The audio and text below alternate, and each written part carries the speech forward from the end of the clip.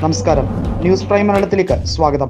ഗുജറാത്തിൽ 66 വർഷത്തിനിടയിൽ ചരിത്രത്തിലാദ്യമായി ഒരു കോൺഗ്രസ് എംപിയെ പോലും രാജ്യസഭയിലേക്ക് ജയിപ്പിക്കാൻ കഴിയാത്ത സാഹചര്യം ഉണ്ടായിരിക്കുന്നു എന്ന് പറഞ്ഞ് BJPയുടെ സോഷ്യൽ പേജുകളിൽ ആഘോഷമാണ്. എന്നാൽ അവർ മറന്നുപോയ മറ്റൊരു കാര്യമുണ്ട്. 2014-ലും 2019-ലും സമ്പൂർണ്ണ വിജയം ലോക്സഭാ സീറ്റുകളിൽ നേടിയെടുത്ത ടീം, അതായത് BJPക്ക് 2024-ൽ കാലിടറി.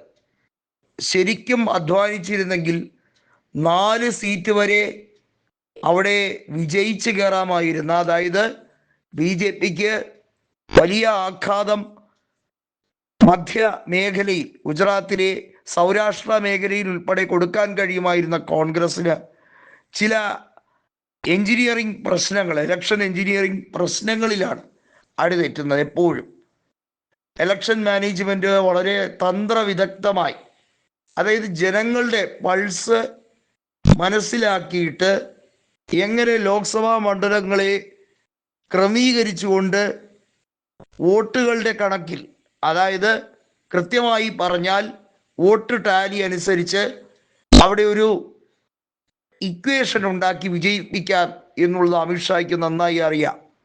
അങ്ങനെയാണ് മുഴുവൻ സീറ്റുകളും വിജയിപ്പിച്ചെടുക്കുന്നത്. കഴിഞ്ഞ ലോക്സഭാ തെരഞ്ഞെടുപ്പിൽ 1 സീറ്റ് കോൺഗ്രസ് ജയിച്ചു.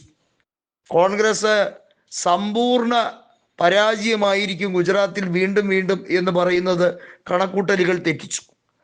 ഇടയ്ക്ക് ആ 26 സീറ്റിൽ 4 സീറ്റിൽ ലീഡ് വരെ നേടിയെടുത്ത കോൺഗ്രസ് പെട്ടെന്ന് 1ലേക്ക് ചുരുങ്ങുകയായിരുന്നു എന്നുള്ളത് സത്യമാണ്. പക്ഷേ 2017-ലെ നിയമസഭാ തെരഞ്ഞെടുപ്പ് ഒന്ന് ആലോചിക്കുക. 182-ൽ ഒരു ഘട്ടത്തിൽ 100-നടുത്ത് സീറ്റുകൾ വരെ ലീഡ് ചെയ്യാൻ കോൺഗ്രസിന് കഴിഞ്ഞു എന്നത് നിസ്സാര കാര്യമായി കണക്കാക്കാൻ കഴിയില്ല. വിജയ് റൂപാണിയെ മനഃപൂർവ്വം ഒതുക്കിക്കൊണ്ട് ഇപ്പോഴത്തെ മുഖ്യമന്ത്രിയായ ഭൂപീന്ദർ ഭായിയുടെ നേതൃത്വത്തിലുള്ള മന്ത്രിസഭ അവിടെ അധികാരമേറ്റ് അവിടെ പല രീതിയിലുള്ള BJPക്കിടയിലെ ആഭ്യന്തര പ്രശ്നങ്ങൾ അതിരൂക്ഷമാകുന്ന സാഹചര്യം നിലനിൽക്കുകയാണ്. BJP വിട്ടുവരുന്നവർക്ക് കോൺഗ്രസിൽ സ്ഥാനം എന്ന രീതി കോൺഗ്രസ് അവലംബിച്ചിരുന്നെങ്കിൽ അസാമിലോ അല്ലെങ്കിൽ മറ്റ് സംസ്ഥാനങ്ങളിൽ മുൻ കോൺഗ്രസ് നേതാക്കൾ എങ്ങനെ BJPയുടെ 1ാം തരം നേതാക്കളായി ഏറ്റവും മുൻനിരയിലെത്തി എന്നതിൻ്റെ കൃത്യമായ ഇക്വേഷൻ്റെ ഉത്തരം നമുക്കെല്ലാവർക്കും ലഭിക്കുന്ന കാര്യവുമാണ്. അത്തരത്തിലൊരു പകരത്തിന് പകരമല്ല കോൺഗ്രസ് തേടുന്നത്.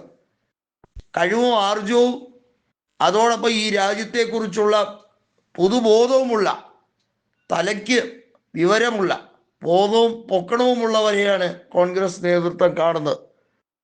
അവരെ ജനങ്ങൾ തിരിച്ചറിയാൻ അല്പം വൈകിയെന്നൊക്കെ ഇരിക്കും. പക്ഷേ സത്യം ഒരിക്കലും മൂടി വെച്ചോ അല്ലെങ്കിൽ അനേകം പതിറ്റാണ്ടുകളോളം മറച്ചു വെക്കാനോ കഴിയില്ല. അതെന്തെങ്കിലും പുറത്തറിയും. ജനങ്ങൾ ആവേശത്തോടെ കോൺഗ്രസിനെ അധികാരത്തിൽ തിരിച്ചു കൊണ്ടുവരുന്ന ദിവസം വിദൂരമല്ലെന്ന് ജിഗ്നേഷ് മേവാനി പറഞ്ഞിരിക്കുന്നു.